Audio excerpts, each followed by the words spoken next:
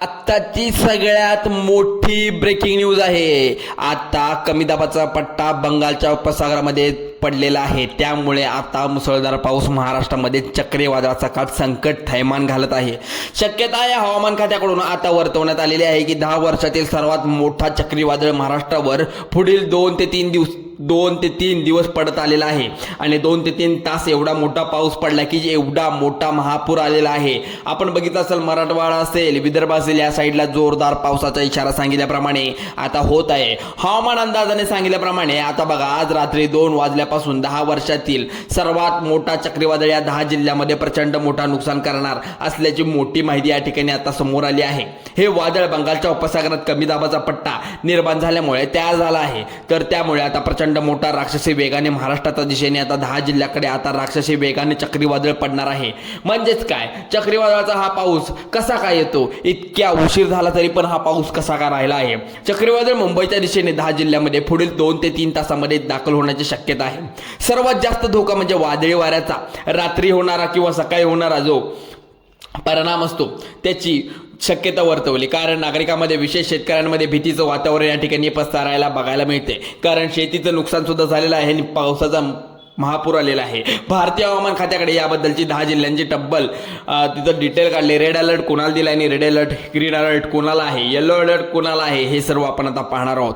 बघा, इथं 10 वर्षाचे सर्वात मोठा चक्रीवादळ असण्याचा पाऊस हा पडलेला आहे। इथं बघू शकता, नागरिकांचा विशेष शेतकऱ्यांचा सतर्क राहण्याचा सूचना या ठिकाणी सरकारच्या माध्यमातून आता देण्यात आलेल्या आहेत। सरकारने अर्जंट आदेश या ठिकाणी जाहीर केले आहेत, ज्यामध्ये चक्रीवादळाचा फटका सर्वात जास्त म्हणजे महाराष्ट्रातील या 10 जिल्ह्यांना आता बसणार आहे।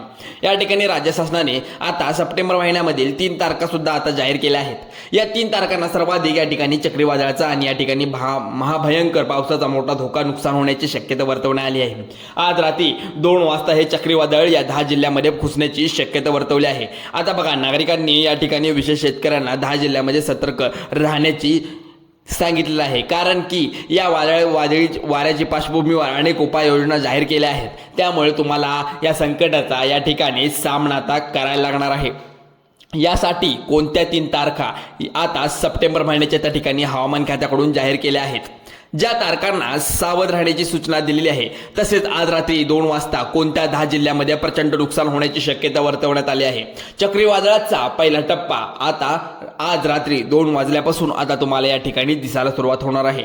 मुंबईकडून हे वादळ त्या ठिकाणी 10 जिल्ह्यामध्ये घुसण्याची शक्यता आता वर्तवण्यात आल्यामुळे संपूर्ण सविस्तर माहिती तुम्हाला या व्हिडिओच्या माध्यमातून तुमच्यापर्यंत पोहोचवण्याचं काम आमचं आहे, त्यामुळे आम्ही हे योग्यरित्या करत आहे।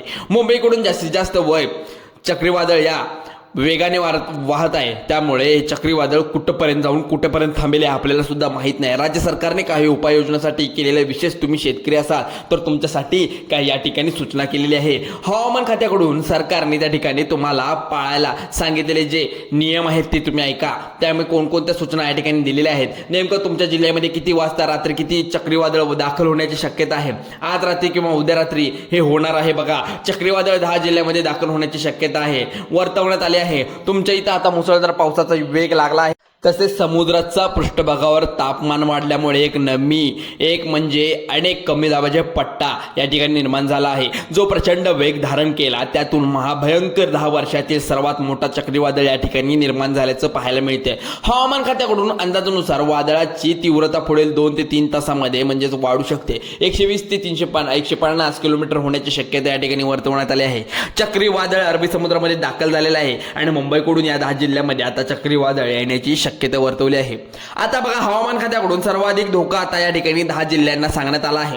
तसेच हवामान खात्याकडून सप्टेंबर महिन्यामध्ये नेमका सर्वाधिक जास्त पाऊस कोणत्या तारखेला येईल आणि चक्रीवादळाचा धोका कोणत्या तारखेला त्या ठिकाणी वर्तवण्यात आला आहे। 3 तारखा या ठिकाणी सर्वात जास्त भयंकर धोक्याची असण्याची शक्यता आहे। या ठिकाणी तारखा सुद्धा हवामान खात्याकडून सांगण्यात आल्या आहेत। आज रात्री 2 वाजता मध्यरात्री त्या ठिकाणी आता चक्रीवादळ या ठिकाणी 10 जिल्ह्यामध्ये मुंबईकडून येऊन थैमान घालण्याची शक्यता आहे। चक्रीवादळ या ठिकाणी वर्तवण्यात आले, पण आज रात्री 2 वाजल्यापासून हे 10 जिल्ह्यामध्ये घुमणार आहे चक्रीवादळ. त्या ठिकाणी आता बघू शकता आपण, या ठिकाणी तुमच्या आता घराचे पत्रे असू दे ते सर्व 120 ते 50 किलोमीटरच्या वेगानुसार वाहत असल्यामुळे शेतीचं मोठ्या प्रमाणात नुकसान होण्याची शक्यता आहे. ओढे नाले प्रचंड पूर येण्याची शक्यता आहे. ज्याची घरं पत्र्याची आहेत, कच्ची घरे असतील त्या पत्रे उडण्याची शक्यता या ठिकाणी वर्तवण्यात आली.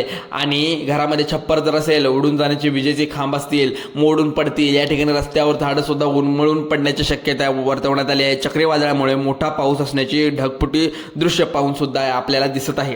कालपासूनच बघत असाल पण एवढा महापूर आला आहे सर्व ठिकाणी. मध्य मराठवाडा असेल, विदर्भ असेल, या ठिकाणी सुद्धा पाऊस जोरदार चालू आहे.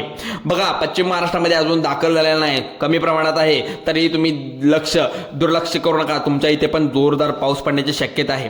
आता पूर येण्याची शक्यता नदीकाठच्या लोकांना सुद्धा आहे. मोठा धोका, नदीकाठच्या गावांना अति सतर्कतेचा इशारा दिलेला आहे सरकारने. चक्रीवादळामुळे समुद्रामध्ये मोठमोठ्या या ठिकाणी लाटा उसळत आहेत. अरबी समुद्रामध्ये चक्रीवादळ येऊन पोहोचलं आहे. हळूहळू आता मुंबईकडे घुसले आहे. मुंबईमधून बरोबर ठिकाणी 10 जिल्ह्यामध्ये घुसण्याची शक्यता वर्तवण्यात आली आहे. समुद्रामध्ये मोठ्या लाटा उसळण्याची सुरुवात दिली आहे. मासेमारी असुरी करणाऱ्या लोकांना यामध्ये धोका कसण्याची सांगितलं आहे. त्यामुळे प्रशासनाने सर्व मासेने तसेच विशेष शेतकऱ्यांना या ठिकाणी सावध राहण्याची शक्यता वर्तवली आहे. वीज पडण्याची त्या ठिकाणी धोका असल्याचं सांगितलंय. चक्रीवादळ विजेचा कडकडाट मोठ्या प्रमाणात असेल. यामध्ये ढगफुटी दृश्य पाऊस किंवा माणसाचं जनावर तसेच यामध्ये विशेष शेतकऱ्यांना मोठा नुकसान होण्याची शक्यता आहे. आता तुमचं नदीकाठी गोठा असेल तर तुम्ही वाचवा तुमच्या जनावरांना, कारण की गोट्यामध्ये कधी मध्यरात्री पाणी शिरलं तर लक्षात राहत नाही. नांदेडमधली ही घटना मागच्या वेळी झालेली. आता सतर्क राहायचं आहे. सर्वांना सांगितलेलं आहे, तुमचं नगदी पीक असू दे, कुठलंही पीक असू दे, आता पीक पाण्याखाली जाऊ शकतं. त्यामुळे तुम्ही स्वतः काळजी करून घ्यायची आधीच. त्यामुळे इथं आता बघा ऑगस्ट, त्या ठिकाणी महिन्याच्या ऑगस्ट महिन्यामध्ये जसा प्रकारे आता मोठा नुकसान झालं होते नांदेड साईडला, लातूर साईडला, या ठिकाणी बीड साईडला नुकसान झालेलं, ढगफुटी झालेली, जनावरांनी वाहतूक तशाच प्रमाणे आजपासून सुरू करण्यात आलेली. सप्टेंबर महिन्यामध्ये 3 तारखा या ठिकाणी दिलेल्या आहेत. बघा, 2021 मध्ये या ठिकाणी एक चक्रीवादळ झालं होतं. 2021 नंतर 2019 मध्ये पण मोठ्या प्रमाणात झालं होतं. तिथं सुद्धा मोठ्या प्रमाणात नुकसान झालं होतं. झाडे उन्मळून पडलेली, घरांमध्ये पाणी शिरलं, शेतीचं मोठं नुकसान झालेलं. 2021 चक्रीवादळामध्ये पण पश्चिम बंगालमध्ये वादळाने हाहाकार माजला होता. 13 लाख घरं उद्ध्वस्त झाली होती. पिकाचं मोठं नुकसान झालं होतं. पण 2022 मध्ये ओडिशा, बंगालच्या किनारपट्टीवर मोठ्या प्रमाणात त्या ठिकाणी आता विनाश नुकसान करून बसलं झालं. कारण उदाहरणावरून तुमच्या लक्षात येईल, चक्रीवादळाचं मोठं नुकसान, संकट आपल्यावर आलं आहे. आज रात्री 2 वाजता 10 वर्षातील सर्वात मोठा पाऊस या ठिकाणी 10 वर्षातील पडणार आहे. मुंबईकडून चक्रीवादळ रात्रीपर्यंत घुसण्याची शक्यता आहे महाराष्ट्रामध्ये. आता पाऊस बंद झालाय का? अशा बातम्या.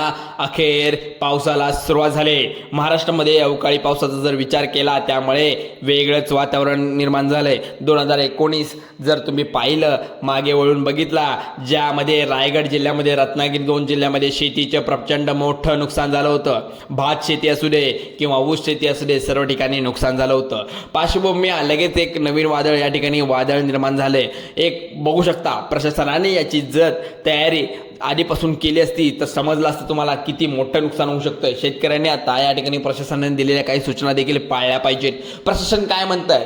पहिल्या सूचना या ठिकाणी शेतकऱ्यांसाठी, सर्व नागरिकांसाठी, की विजापासून सावध राहा. कुठेही या ठिकाणी बाहेर फिरू नका. गरज असेल तर फिरा. आसपास अजिबात या ठिकाणी जायचं नाही. लाईटच्या जवळ अजिबात उभं राहायचं नाही. झाडाजवळ उभं राहायचं नाही. बस सूचना दिलेल्या आहेत तशा काही. तुम्हाला या ठिकाणी तात्पुरतं या ठिकाणी तुम्हाला जास्त वेळ थांबू नका.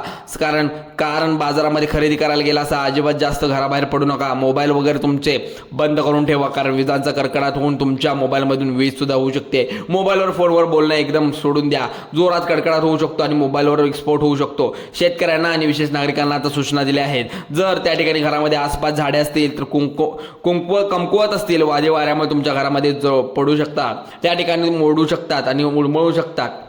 बघा इकडे, हा मोठा पाऊस असल्यामुळे तुम्हाला सर्वांची महत्त्वाची कागदपत्र सुरक्षित ठेवा. घरामध्ये जर गॅस वगैरे असं सिलेंडर कनेक्शन, विजेचे उपकरण तात्पुरतं त्या ठिकाणी आता वादळी वाऱ्यामध्ये तुम्हाला बंद करायचं आता सांगितले. प्रशासनाने विशेष सूचना या ठिकाणी 10 जिल्ह्यामध्ये चक्रीवादळाची दिली आहे. या ठिकाणी पाहू शकता, तुमचे मोबाईल वगैरे चार्जिंग करून घ्या, कारण खूप दिवस लाईट येऊ शकत नाही. मोसमी दामी NVSC यामार्फत हे वादळी वारे सांगितल्याप्रमाणे पडू शकतात. 10 जिल्ह्यामध्ये चक्रीवादळाचं मोठं नुकसान होऊ शकते. बघा पुन्हा एकदा सांगतोय, हे मोठे नुकसान तुमच्या घरामध्ये येऊ शकतं. बघा आपण त्या ठिकाणी निसर्गापुढे काही चालत नाही आपलं, त्यामुळे मोठा पाऊस पडू शकतो. चक्रीवादळाला तुम्ही घाबरून जायचं नाही. पहिला जिल्हा जो सांगणार आहे तो म्हणजे अतिभयंकर जिल्हा सिंधुदुर्ग, रायगड, रत्नागिरी असे 3 जिल्हे सांगितले. त्यानंतर पुढे मुंबई शहर, ठाणे, पालघर जिल्ह्यात सर्वाधिक धोका सांगितला. यामध्ये ठिकाणी वादळी वारा, मोठा पाऊस 100% पडणार आहे आणि वादळी वारा ते 100 किलोमीटर तासी असा पाऊस पडणार आहे.